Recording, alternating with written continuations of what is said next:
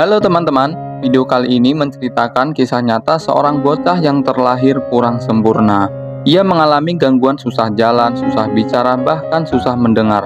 Namun pada akhirnya, ia bisa mengharumkan nama ibunya, keluarganya, dan bangsanya dengan meraih medali emas di kejuaraan lari dunia.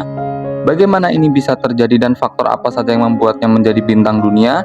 Sebelum lanjut, jangan lupa like, subscribe, dan nyalakan loncengnya ya teman-teman, biar kalian nggak ketinggalan kalau Mimin upload alur cerita inspiratif berikutnya. Yuk, langsung saja kita mulai alur ceritanya.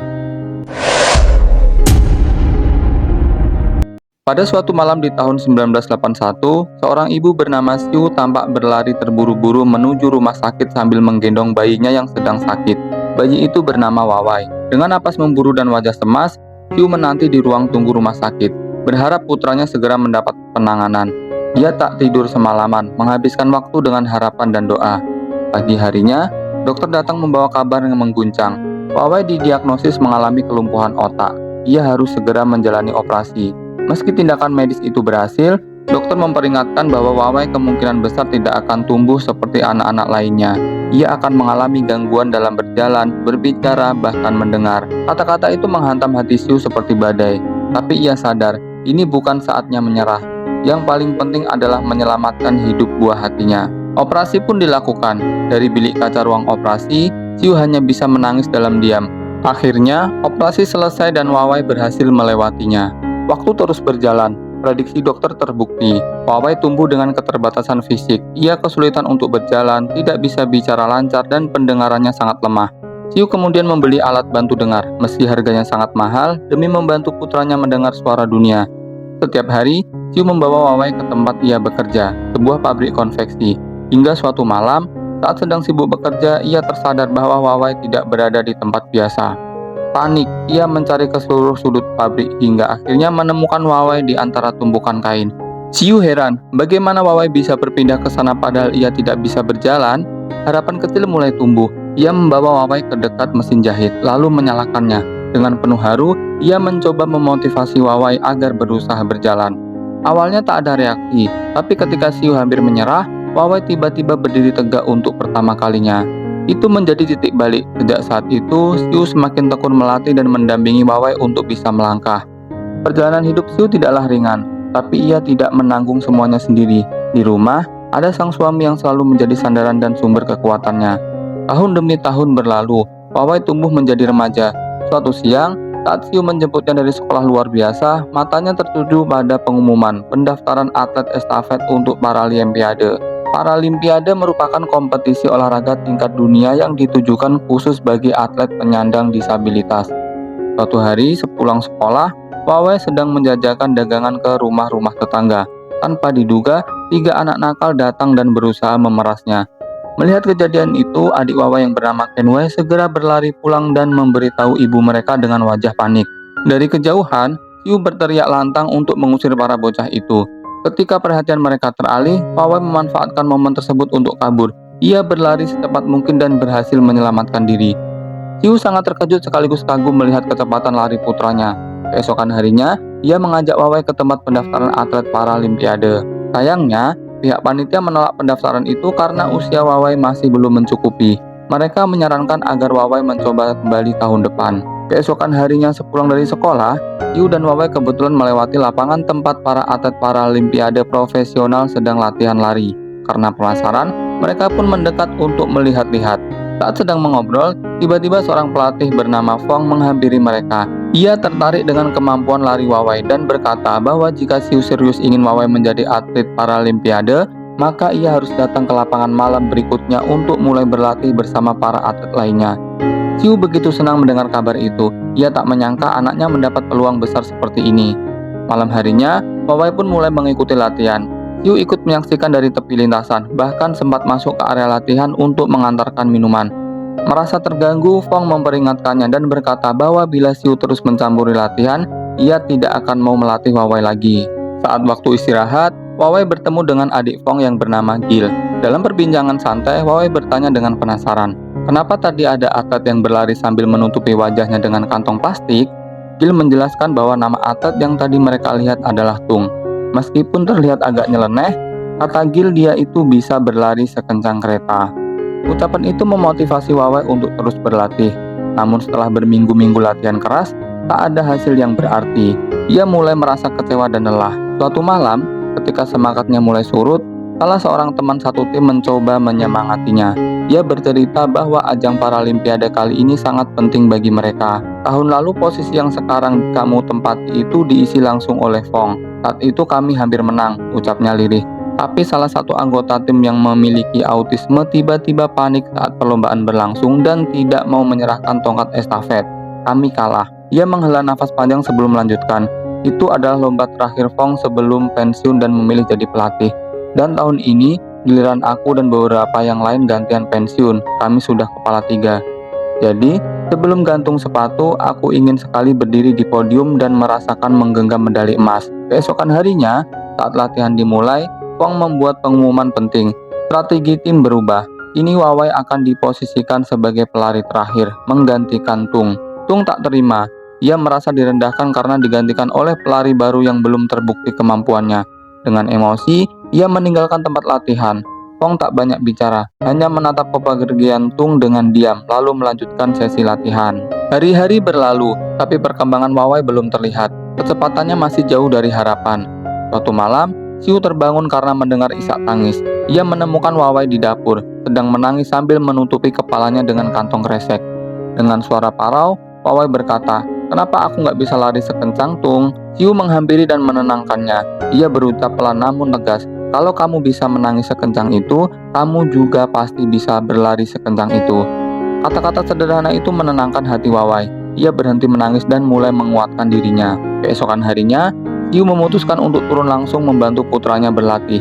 Ia datang ke lapangan dan mulai mendampingi Wawai dari dekat. Dari balik pepohonan, tanpa disadari Tung sedang memperhatikan mereka berlatih. Tak lama kemudian, Siu juga tiba dan berdiri tak jauh dari tempat Tung mengintip. Rupanya, meski pernah dilarang hadir, Siu tetap sering diam-diam datang hanya untuk melihat putranya berlatih. Dari tempat yang kini ditempati oleh Tung, Siu menceritakan bahwa Wawai sangat mengagumi Tung.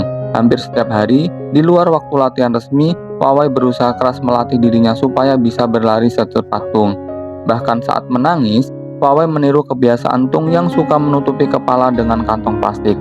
Siu yakin, kalau Wawai mendapatkan motivasi langsung dari idolanya, dia pasti bisa menjadi pelari yang hebat. Mendengar itu, Tung hanya terdiam sejenak, kemudian masuk ke lintasan untuk memberikan dukungan kepada Wawai. Berkat semangat itu, Wawai mampu berlari dengan sangat cepat, bahkan melebihi sang idola. Semua yang menyaksikan pun bersorak gembira. Pada tahun 1996 datanglah hari pembukaan perlombaan Paralimpiade Internasional yang diadakan di kota Atlanta, Amerika Serikat. Sesampainya di asrama atlet, Wawai buru-buru mencari telepon umum untuk menghubungi ibunya.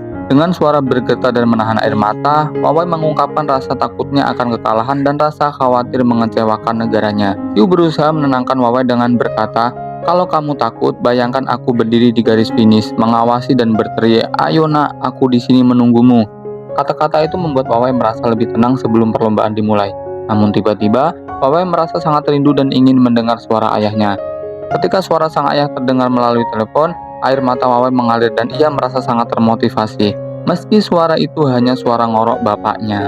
Keesokan harinya, Siu, Kenway, Gil, dan keluarga atlet lain berkumpul untuk menonton siaran langsung perlombaan Paralimpiade di televisi. Saat perlombaan dimulai, tim Fong berhasil meraih kemenangan pertama mereka dalam sejarah estafet Paralimpiade Cina dengan mendapatkan medali emas. Selain itu, Wawai juga berhasil memecahkan rekor sebagai pelari Paralimpiade termuda di dunia. Ketika kembali ke tanah air, Wawai disambut dengan meriah. Dia pun mendapat julukan Wonder Boy atau si bocah ajaib. Di rumah, Wawai memasang medali emas yang baru saja diraihnya pada ibunya. Ia berkata, "Dulu ibu sampai menjual perhiasan emas demi biaya pengobatanku. Mulai sekarang, aku bertekad untuk terus menang supaya bisa memberikan banyak medali emas untuk ibu." Siu mendengar ucapan itu dengan perasaan haru. Waktu terus berjalan dan Wawai berhasil memenangkan berbagai perlombaan satu demi satu. Setelah teman-temannya pensiun, kini Wawai fokus mengikuti lomba lari individu. Seperti yang dijanjikan, Wawai memberikan seluruh medali emas yang dimilikinya kepada sang ibu. Suatu hari, wali kota mengundang Wawai untuk menerima penghargaan. Pada acara itu, seorang agen iklan bernama Victor menghampiri Siu dan memberikan kartu namanya, menawarkan kesempatan bagi Wawai untuk menjadi bintang iklan jika mereka berminat. Beberapa hari kemudian, Saat beristirahat setelah latihan, Wawai terus memuji kehebatan idolanya, Tung, yang katanya bisa berlari lebih cepat daripada kereta. Xiu bercanda, mungkin Tung lombanya sama kereta mainan. Namun Wawai tidak suka jika idolanya diremehkan dan membantah itu kereta asli bukan mainan.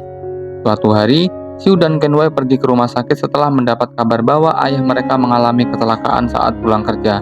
Karena kondisi keuangan yang sulit, Wawai ingin mencari pekerjaan, tapi Xiu melarangnya. Xiu justru meminta Kenway yang masih sekolah untuk keluar dari ekstrakurikuler basket agar dapat mengurus ayah mereka. Sementara Wawai diminta untuk tetap fokus berlatih. Merasa sangat jenuh, Kenway akhirnya meluapkan isi hatinya. Ia mempertanyakan mengapa sang ibu selalu memprioritaskan Wawai. Ia merasa diabaikan. Bahkan ibunya tidak tahu bahwa sebenarnya ia mengikuti ekskul sepak bola, bukan basket. Dengan mata berlinang, Kenway bertanya, apa aku dilahirkan cuma untuk terus mengurus Wawai? Apa aku hanya pelengkap hidupnya? Bagaimana kalau suatu hari aku sudah tidak ada? Xiu hanya bisa terdiam mendengar curahan hati anaknya yang penuh dengan rasa cemburu dan kesedihan itu. Setelah Kenway pergi, Wawai menghampiri ibunya dan memeluknya erat. Ia memohon sekali lagi agar diizinkan untuk bekerja. Meskipun hatinya masih menyimpan keinginan untuk berlari, Wawai menyadari bahwa waktunya di dunia atletik sudah berakhir. Ia merasa sekarang adalah saat yang tepat untuk membalas jasa kedua orang tuanya. Ia sudah cukup puas pernah menjadi atlet ternama dan panutan banyak orang. Kini, waktunya ia merendah di hadapan dunia demi mencari penghasilan, walau sekecil apapun. Mendengar pengakuan Wawai, Xiu tak kuasa menahan tangis. Meski berat, ia akhirnya memberi izin kepada anaknya untuk mulai bekerja. Keesokan harinya, Wawai melamar pekerjaan sebagai kurir pengantar paket. Selama berbulan-bulan, ia menjalaninya dengan penuh dedikasi dan kerja keras. Hingga pada suatu hari, saat sedang beristirahat, Fong datang menghampiri. Ia mencoba membujuk Wawai untuk kembali ke dunia atletik karena Menteri Olahraga ingin menjadikannya pembawa obor di ajang Olimpiade Beijing yang akan datang. Sayangnya, Wawai menolak tawaran itu, bukan karena ia tak rindu berlari, tapi karena ia tak ingin mementingkan dirinya sendiri dan mengorbankan orang-orang yang ia cintai. Ini, bagi Wawai yang paling penting adalah membantu meringankan beban keluarganya. Fong tidak memaksanya untuk kembali ke dunia lari. Ia hanya bisa mendukung pilihan yang diambil oleh mantan muridnya itu. Pada suatu siang di tahun 2008, sebelum berangkat kerja, Wawai sempat menonton siaran berita tentang pembukaan Olimpiade Beijing. Saat menyaksikan tayangan itu, ia tak kuasa menahan tangis. Dari belakang, Xiu yang sedang menjahit pun ikut merasa sedih melihat kondisi anaknya. Malam harinya, Xiu memutuskan menghubungi Victor. Dalam panggilan itu, ia memohon agar Victor mau mewujudkan tawaran lamanya untuk menjadikan Wawai bintang iklan. Victor menyatakan hal itu mudah dilakukan, namun dengan satu syarat, Wawai harus kembali bertanding di Paralimpiade. Tanpa ragu, Xiu pun langsung menyetujuinya. 3 hari berselang, Wawai menjalani syuting iklan pertamanya. Meski harus mengenakan kostum yang memalukan, ia tetap menjalani semuanya demi sang ibu. Selama berminggu-minggu, ia terus berlatih sambil bekerja. Namun, karena tidak bisa fokus, kemampuan larinya justru semakin menurun. Suatu hari, ketika Xiu sedang memantau latihan anaknya, Victor datang dan menawarkan kontrak iklan baru dengan bayaran yang lebih besar. Kali ini, Xiu menolak. Ia ingin Wawai berhenti bekerja dan fokus sepenuhnya pada latihan. Namun, Victor terus membujuknya. Ia mengatakan bahwa uang tersebut bisa menjadi simpanan untuk masa depan Wawai. Apalagi jika suatu hari Xiu meninggal dan kondisi ekonomi keluarga tak berubah, Wawai bisa hidup sengsara. Perkataan Victor mengguncang hati Xiu. Dengan berat hati, ia akhirnya menyetujui tawaran itu. Waktu terus berjalan dan performa Wawai malah makin menurun. Fong bahkan berkata bahwa kondisi Wawai kini lebih buruk dibandingkan saat pertama kali mereka bertemu. Ucapan itu membuat emosi Wawai meledak. Ia sadar pelatihnya kecewa dan ia pun tahu dirinya semakin tertinggal. Namun, ia merasa tak punya pilihan selain mengikuti apa yang diinginkan ibunya. Keesokan harinya, saat jadwal syuting tiba, Victor bingung karena Wawai tak juga muncul. Padahal waktu syuting hampir tiba, Xiu pun mencarinya kemana-mana. Malamnya, ia menemukan Wawai sedang duduk bersama Gil. Dengan emosi, Xiu memarahi anaknya, menuduhnya anak durhaka karena lebih memilih pacaran daripada bekerja. Gil membantah, mengatakan bahwa mereka tidak pacaran lalu pergi. Wawai yang tak kuat menahan beban batin akhirnya meluapkan isi hatinya. Ia merasa jenuh karena sejak kecil ibunya selalu memperlakukannya seolah-olah ia cacat. Ia merasa didorong untuk terus berlari karena dianggap tidak normal. Dan kini harus tampil di iklan hanya untuk menjual kecacatannya demi menarik simpati orang-orang. Yang ia harapkan hanyalah diperlakukan layaknya anak biasa. Perkataan Wawai menusuk hati Xiu. Dengan mata berkaca-kaca, Xiu mengakui bahwa menjadi ibu dari anak dengan disabilitas juga tidak mudah. Selama ini, Ia selalu disalahkan karena dianggap telah melahirkan anak yang cacat. Tak ada seorang pun yang menyalahkan Wawai karena terlahir dengan keterbatasan fisik. Namun selama ini, hanya ibunya yang menanggung cibiran dan hinaan dari lingkungan sekitar. Jika boleh berharap, Siu juga ingin Wawai terlahir seperti anak-anak lain, sehat dan normal. Begitu mendengar kata-kata sang ibu, Wawai pun pergi tanpa sepatah kata. Beberapa hari kemudian, Olimpiade Beijing dimulai. Karena hubungannya dengan sang ibu belum membaik, penampilan Wawai jadi tak maksimal. Ia gagal di nomor 100 meter dan 400 meter. Kekalahan itu membuat Wawai semakin terpukul. Malam harinya, Wang mendatangi Siu dan menceritakan kekalahan Wawai di 2 pertandingan sebelumnya. Kini tinggal 1 nomor terakhir yang tersisa, lomba lari 200 meter. Meski tahu hubungan Siu dan Wawai sedang renggang, Wang berharap kali ini Siu bersedia datang langsung ke Beijing untuk memberi semangat. Keesokan paginya, saat Wawai duduk sendiri dan menutupi wajahnya dengan kantong kresek, tiba-tiba ibunya datang dari belakang, menarik kantong itu lalu pergi begitu saja. Melihat ibunya datang, Wawai sontak berdiri dan mengejarnya dengan penuh semangat. Mereka lalu berjalan bersama menuju danau. Di tepi danau, Wawai menyurahkan isi hatinya tentang rasa kecewa karena kekalahan kemarin. Siu pun mencoba menguatkan anak yang selalu ia banggakan itu. Wawai kemudian mengatakan bahwa ia akhirnya paham mengapa dulu ia bisa selalu menang, selalu naik podium, dan dijuluki anak ajaib. Tanpa disadari, rahasianya selama ini adalah keberadaan seorang ibu luar biasa, ibu ajaib yang selalu hadir, mendukung dalam suka maupun duka. Mendengar pengakuan itu, Siu tak kuasa menahan haru. Ia pun mengulang kalimat yang pernah ia katakan saat Wawai pertama kali ikut lomba. Kalau kamu takut, bayangkan ibu ada di ujung garis akhir, sedang menunggumu sambil berkata, ayo nak, ibu di sini. Kalimat itu terus diulang Wawai hingga hari perlombaan tiba. Di stadion, sebelum lomba 200 meter dimulai, Siu memberikan isyarat dari tribun penonton, menandakan bahwa ia akan selalu ada untuk Wawai, apapun yang terjadi. Lomba pun dimulai. Kali ini bukan hanya menjadi juara, Wawai juga memecahkan rekor dunia sebagai pelari tercepat nomor 200 meter untuk Paralimpiade. 2 kekalahan sebelumnya tak menghalanginya untuk bangkit. Bocah yang dulu lahir tanpa kemampuan berjalan, mendengar, bahkan berbicara, kini menjelma menjadi keajaiban di dunia olahraga. Namun lebih dari itu, ia telah menjadi cahaya dan mukjizat hidup bagi ibunya sendiri. Film Zero to Hero adalah kisah nyata yang mengingatkan kita bahwa kekuatan sejati tidak terletak pada tubuh yang sempurna, tetapi pada semangat yang tak tergoyahkan.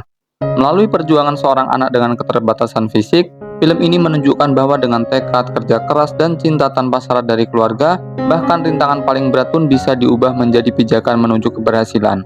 Ini adalah bukti bahwa mimpi besar tidak mengenal batas, dan bahwa setiap orang, sekecil atau selemah apapun ia terlihat, memiliki potensi untuk menjadi pahlawan dalam hidupnya sendiri.